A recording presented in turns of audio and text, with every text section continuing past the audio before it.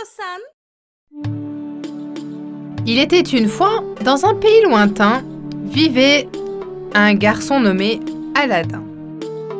Son père mourut alors qu'il était très jeune, et celui qui devait maintenant subvenir aux besoins de sa mère.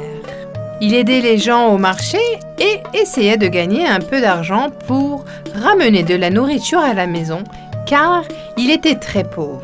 Mais Aladin avait un bon cœur et tout le monde l'aimait beaucoup. Alors qu'il se rendait au marché, un homme bien habillé et au regard mauvais s'approcha de lui. Bonjour, jeune homme. J'ai une faveur à te demander. J'ai fait tomber ma bague dans une petite crevasse juste devant.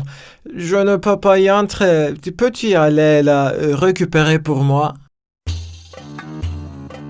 Ensemble, ils se dirigèrent vers le crevasse que l'homme avait désigné. Le trou était juste assez grand pour qu'Aladin puisse y entrer. Il passait à peine par le trou. À l'intérieur, il y avait une petite lampe à gaz qui l'éclaira la grotte. Elle était pleine d'or, d'argent et de bijoux. L'homme a crié d'en haut. Si tu as trouvé ma bague, tu verras aussi une vieille lampe à côté. Je veux que tu me les apportes toutes les deux. Aladin fut choqué par la vue de la caverne. Il ne doutait bien que l'homme ne voulait pas qu'une vieille lampe et un anneau alors que l'endroit était rempli d'argent et de bijoux. Cela n'a aucun sens, mais... Ok, je sors. Quand il est arrivé en haut du trou, l'homme, au regard mauvais, lui a crié dessus. Dépêche-toi, donne-moi la lampe. Non, je dois d'abord sortir. Si tu ne fais pas ce que je dis, je te laisserai là-dedans. Donne-moi la lampe. Je dis non. Laissez-moi sortir d'abord. L'homme se mit très en colère et emprisonna Aladin là. Aladin ne savait pas quoi faire dans le noir. Alors il prit la lampe et se mit l'anneau à son doigt. À ce moment-là, la fumée verte est sortie et un génie est apparu devant lui. Effrayé, Aladin se coucha aussitôt. N'aie pas peur, Aladin. Je vais te faire une faveur. Je vais t'accorder tout ce que tu veux. Mais tu n'as que 3 souhaits. Ramène-moi à la maison. C'est le premier souhait d'Aladin. Soudain, il se retrouve dans sa chambre. À ce moment-là, sa mère, qui était aussi dans la chambre, lui demande « Oh, quand es-tu rentré? » Aladin raconte à sa mère tout ce qui lui était arrivé. Je n'ai rien eu à manger aujourd'hui à cause de tout ce qui est arrivé. Est-ce qu'on a quelque chose à manger, maman? Je suis désolée, mon fils, mais nous n'avons rien à manger puisque tu n'as pas apporté l'argent aujourd'hui. Désespérément assis dans un coin, Aladin voulait passer du temps à nettoyer la lampe qui était très sale. Il prit la lampe dans ses mains et alors il la frottait. Tout à coup, le génie de la lampe sortit de la lampe. Dis ce que tu veux de moi. Oh mon Dieu, qui êtes-vous? Je suis le génie de la lampe. Tu m'as sauvé de ce sorcier, alors maintenant, ton souhait est un ordre. Dis ce que tu souhaites de moi. Ma mère et moi sommes affamés. Nous voulons une table pleine de nourriture. Peux-tu faire ça?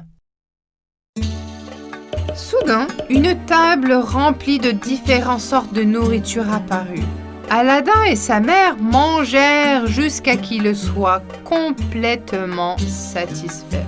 À partir de ce jour, grâce à la lampe magique, une vie très riche et heureuse les attendait. Et c'est ce qu'il s'est réellement passé.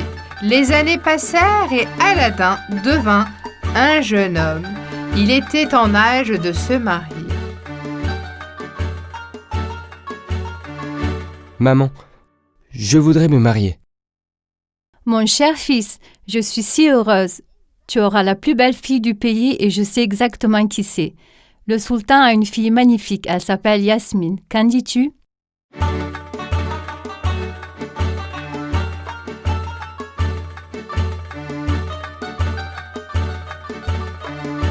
Aladin se présenta aussitôt devant le sultan avec un petit coffre rempli de bijoux et lui fit part de son intention. Cher sultan, avec votre permission, je voudrais épouser votre fille. Ce n'est pas si facile. Pourriez-vous m'accorder cette faveur? Tout ce que vous demanderez, cher sultan. Alors, écoutez-moi bien. Vous allez amener 100 soldats.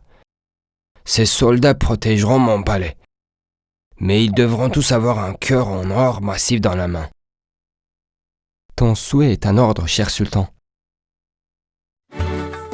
Aladin rentra chez lui et s'occupa de tout cela avec l'aide du génie de la lampe.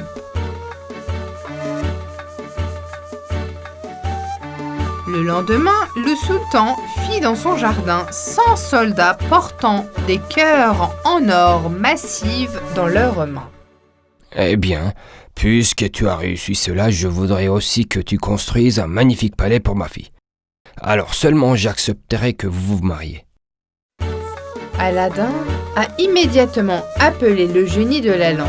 Celui-ci fit volontiers tout ce qu'Aladin lui demanda car il lui devait sa liberté. Dis ce que tu veux de moi. Je veux un palais magnifique pour la fille du sultan. Le génie des lampes frappa 2 fois dans ses mains et un grand palais apparut à côté de leur mère. Comme toutes les demandes du sultan avaient été satisfaites, il approuva le mariage. Ils eurent une cérémonie de mariage qui dura 40 jours et 40 nuits. Ils s'installèrent rapidement dans leur palais et un jour, un vendeur passa devant le palais. De vieilles lampes, j'achète, je vends. Je pense que cette vieille lampe au vendeur et en obtenir une nouvelle. Je pense qu'Aladin serait très heureux. Le vendeur, en effet, était le sorcier qu'Aladin avait rencontré quand il était enfant. Il prit la vieille lampe et en donnant une nouvelle à Jasmine. La lampe magique était maintenant à lui. Le soir, quand Aladin rentra chez lui, il remarqua que le palais était disparu. Il comprit immédiatement ce qui s'était passé. Il mit l'anneau magique et appela le génie. Dis ce que tu veux de moi, mais il ne te reste que 2 souhaits. Conduis-moi à Jasmin, dépêche-toi. Tout à coup, il se retrouva dans le palais. Lorsqu'il monta à l'étage et jeta un coup d'œil par la porte ouverte, il vit Jasmine à travers de service le sorcier et prépare la table. Aladin s'est énervé et a attendu que Jasmine vienne à la cuisine. Quand elle s'est entrée dans la cuisine et a vu Aladin, elle a été surprise. Aladin, qu'est-ce qui se passe? Chut, tiens-toi tranquille, Aton. Je vais te sauver. Aladin mit aussitôt l'anneau à son doigt et le géant apparut devant lui. Il ne te reste qu'un seul souhait. Oui, je sais. C'est le dernier vœu que je te fais. Figer le sorcier et le transformer en sculpture. D'accord, c'est parti. Soudain, le sorcier se figea et se transforma en sculpture. Aladin avait à nouveau sa lampe. Alors, il appela le génie de la lampe. Dis ce que tu veux de moi, mais ne me perds plus jamais. Ramène-nous ainsi que notre palais dans notre ancienne demeure, et envoie cet homme maléfique sur une île déserte où il ne pourra faire de mal à personne.